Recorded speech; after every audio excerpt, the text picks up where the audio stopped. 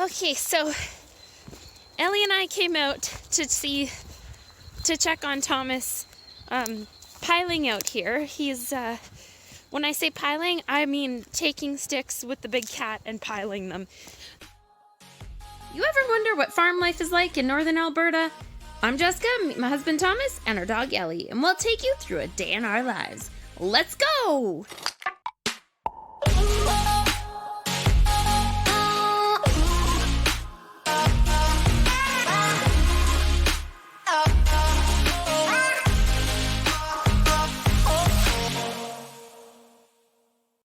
When I say piling, I mean taking sticks with the big cat and piling them. So I'll put in so that you can see what it looks like when the bush is knocked down. And when it's knocked down, it's just flat. So you take the cat and you walk right over it, you push all the trees down flat. And it just looks like a big field of just trees. Trees everywhere, laying flat out. And then he takes the cat and he pushes them up into these huge long windrows. And the cats are really big. So we run a D7 specifically. You could go up to a D8 for like our cat size. You could go up to a D8, but then cats after that are too heavy. So somebody asked, why don't we use something a little bit bigger, like a 10 or 11? And they're too heavy. They end up packing down because this is supposed to be cropland. Eventually this is going to be cropland, so you don't want to be walking huge heavy equipment over it. It kind of defeats the purpose of keeping it nice and fluffy to put a crop in. Makes it a lot harder to till. Oh, excuse the shivering. It is really cold today. Yeah, I definitely should have worn more than a sweater and a jacket. So if I'm a little bit shaky, that would be why.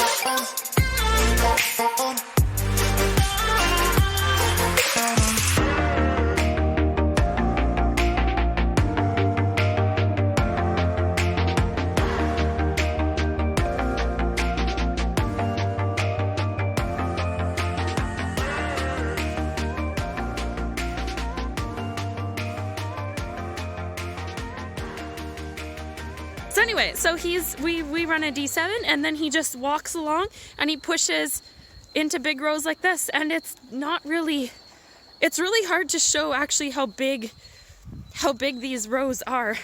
Just gonna try find a spot where I could see some of the widths of these trees, because this is like full old bushland. I mean, we don't have oaks and big maples where we live. It's mostly poplar and spruce.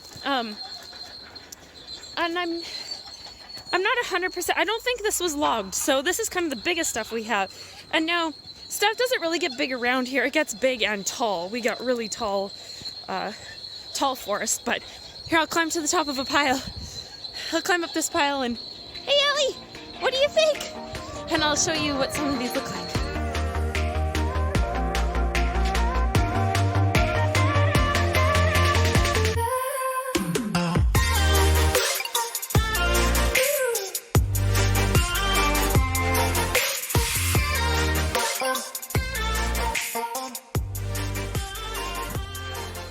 Alright, so note to self, cowboy boots are not anything close to ideal for crawling around on trees.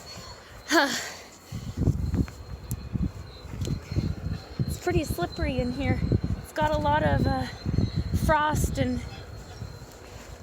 Alright, so if this is any indication, there.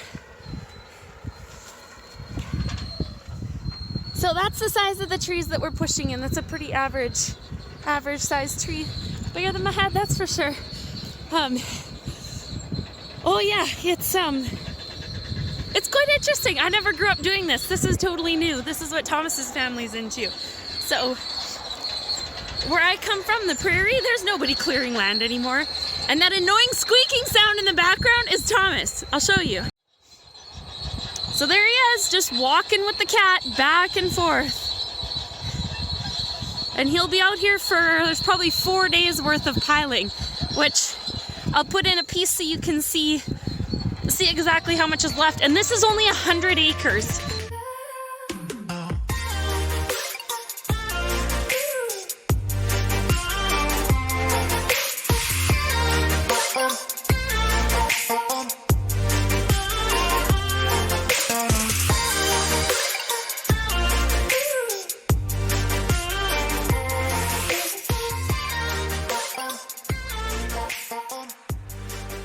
We did another quarter section, which would be 160 acres, I think. Now my brain is frozen too, it doesn't work. So they're about 160 acres, and we do clearing for other people, we do clearing for us. Hi, Elle. Apparently she doesn't like being on the ground by herself. You're up here to join us, hey? And then before I was here, not long before I was here, in one of those big land sales, Simpsons bought 6 quarters. So those all had to be cleared because those were bush quarters too. So, yeah. When you think that he's almost done this 100-acre section and there's still 4 days left, that gives you a pretty good indication of how long it takes to clear land. All winter, every day, back and forth in the cat, pushing down trees, and then all fall or all summer piling. Oh, yeah, it's quite impressive, in my opinion. All right, Ellie, what do you think? Should we go back and get some supper started? It's already 3 o'clock here and the sun is going down. That's the part that makes me sad about winter. Oh, and that it's freaking cold out all the time. So there's one tiny piece. That's just one tiny piece of clearing land, is the piling and burning. And once it's burnt, we have to pile it again. We pile up everything that didn't burn, and then you burn it again, and then it has to be plowed and root picked. It can be a couple years of process before you actually get to use the land. From the time you start clearing it, especially if you're logging it. Your logging companies can't come in until after the ground is frozen. They can't run their equipment on soft summer ground, so that adds to your timeline as well. And depending on when your log company can fit your contract in, you might not even get in at the beginning of the season. You might be waiting till the end of log season. And how big your contract is will depend on how quickly they get out. So there's a lot of factors to how long it takes to actually get to use the land, which kind of sucks, especially when we have these clear to rent agreements, because it just takes out of our crop time. But I'm gonna head in. I have some projects at home. There's not a lot more I can help Thomas with out here. It's all cat work. Maybe we'll bring him supper, unless he's not gonna pile after dark. We'll see. I'll check with him. But let's go to the house. Let's work on that front porch, get some supper going, and yeah, we still got a bit of day left, just not a lot of daylight. Okay, here, I'm just walking back to my car, and I came across this big root. So look at the size of that root. That's all root base that comes out when the cat pushes things over. Ow, all these little willows are like whips walking through them. They just whip you. And all the rose bushes get stuck in Ellie's tail. So here's one of the trees that the cat would push over. So they're pretty big. Like, that's a little hand. So this, Ellie, back up. So here's the root. Here's the actual root. So this one got ripped out of the ground. A lot of them just get sheared off by the cat, because the cat has a big blade on it, I guess. So they just get sheared off, and you do it when it's freezing outside. So, but this is how sharp that blade is. It will actually cut, if you're a little bit high on the tree, it'll actually cut into the tree like that. So I find that, I don't know, I still find that incredibly impressive to have equipment that size. Like, that's a root. That's a tree, yeah. So that's the size of the stuff we're pushing over. So behind me, that's all flat. All of that is walked. We call walking it down, so you take the cat and you just walk it over the trees, walks them flat. Yep, that's all walked. And then after it's done being walked, this is what it looks like when it's piled. So that's a pile, and this is how clear it is. It's actually pretty good. You get an impressive amount of, considering the size of the blade on the cat, you actually get an impressive amount of sticks. And now all that's left is all of these little willow pieces and poplar shoots that come up from the bush being knocked down. And when you walk through them, it's like getting whipped 1,000 times by all these little things. And then when Ellie walks in front of you, she pushes them down and then lets go of them, and they whip into your legs. So currently she's squirrel hunting. She's looking for some squirrels. Ellie, did you find some squirrels? Did you find any? Keep going. Keep looking. There's usually some that'll burrow into piles of dirt and stuff like this. They'll be hiding. And she's always game for running around. Oh yeah, scoping them all out. All right, Elle, come on, let's go make supper. Let's go. Go get in the car. All right, we'll see you back at the house. We got some stuff to do there, including warming up. But also we got to work on our front porch and get that thing done. It's looking pretty good, and I'd like to clean up the rest of my house now. Right, Ellie? Let's go. Go get in the car. Oh, Ellie, come here. This is also the fun of having a long-haired dog in the trees. Go get in the car. Is all of the sticks in her tail. And she's going to walk around trying to pull them out. Ellie, look, can we see her tail sticks? Go get in the car. She always gets so frustrated because they make her tail and her back legs stick together. What's wrong with your tail? Ellie, what's wrong with your tail?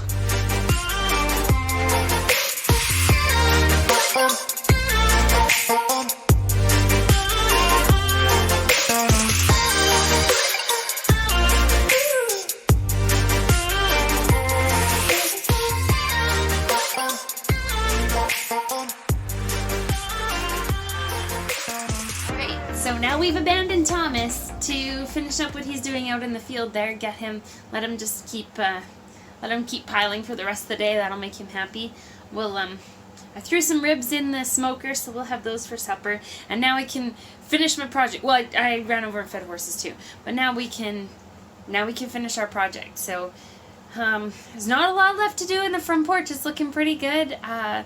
There's just a few trim pieces and little touch-up paintings and stuff, but that always seems to take 1,000 times longer than what you expect. So, I mean, I want to get it done tonight. I want to say I'm going to get it done tonight.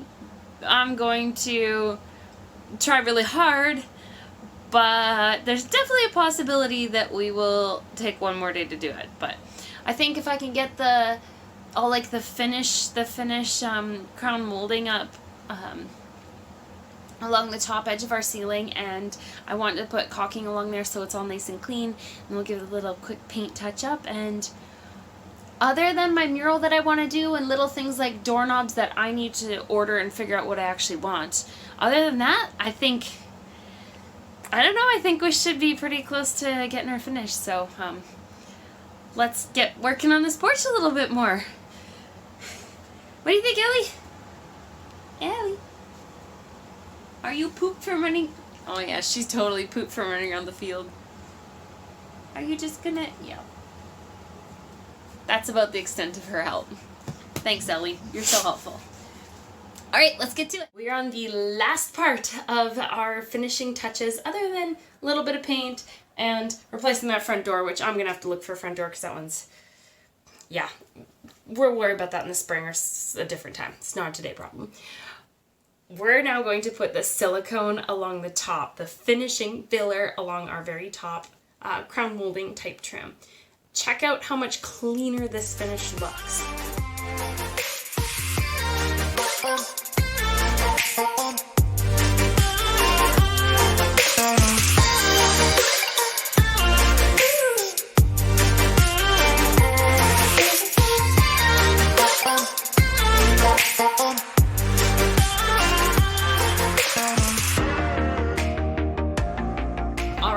So here's what we did for crown molding. Super small crown molding. There you can see it.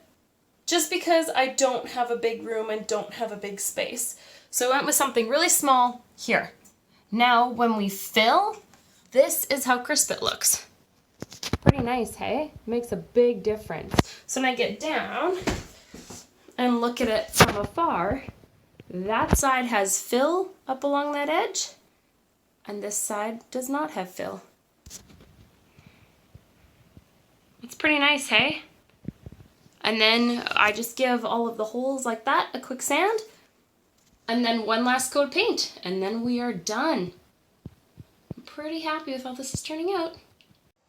Well, I didn't really think this through when I said that I would paint tonight, because we gotta let this stuff dry before we're painting it. So with that, I have finished all of the molding edges. I've taped off the end of my sealer, and I'm gonna go to bed. There's not a lot I can do until that dries. So I mean, it's also midnight now because that's how we roll here. Apparently I love projecting all night, so I'm gonna go to bed, and we will continue this tomorrow. Have a good night, everybody.